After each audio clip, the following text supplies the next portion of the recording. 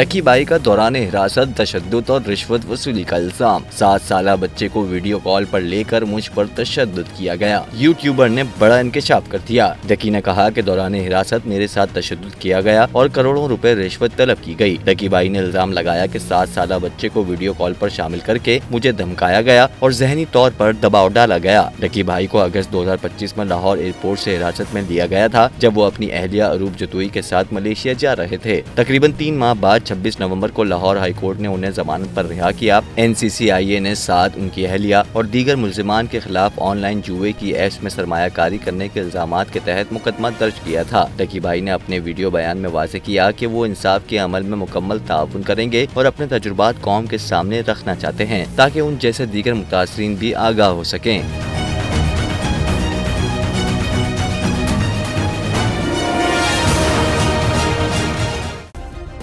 Subscribe करें और bell दबाएं ताकि कोई खबर रह न जाए।